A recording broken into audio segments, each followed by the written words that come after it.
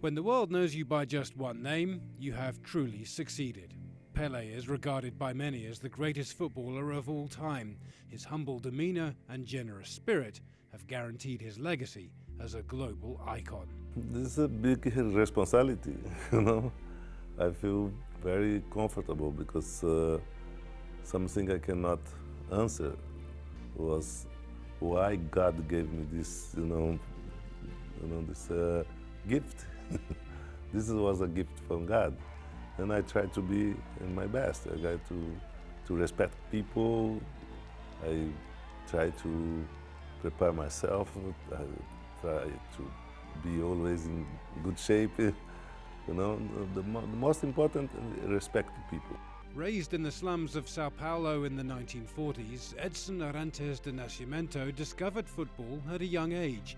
He made his debut for Santos at the age of just 16, and within a year he was scoring goals for the Brazilian national team.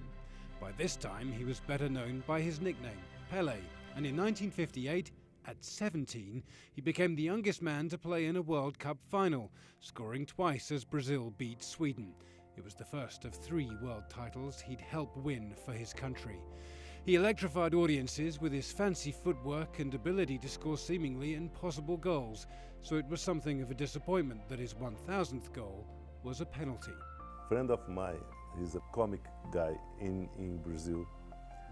He say, listen, God stopped the game because everyone has to see your 1000 goal. That's the reason it was the penalty kick.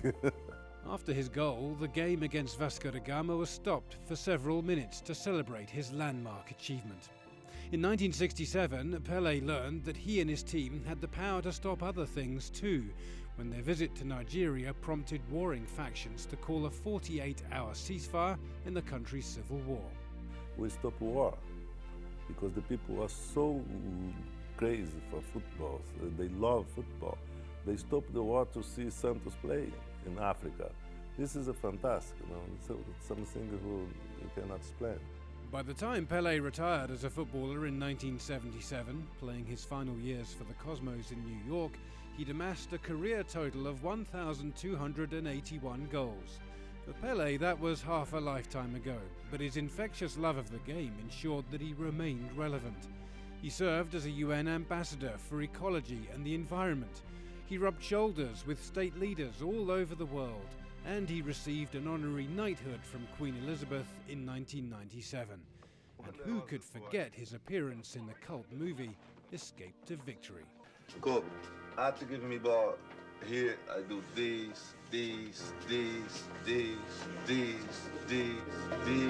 go. Easy.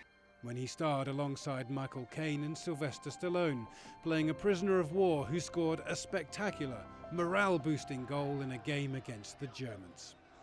I think, first of all, is a gift from God. Second, I think it was a lot of hard work and training.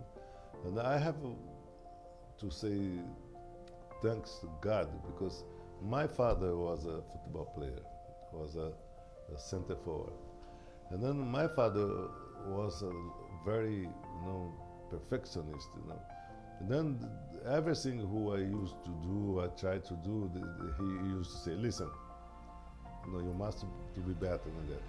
He's always been a global icon, but in his native Brazil, he'll always be regarded as a national treasure.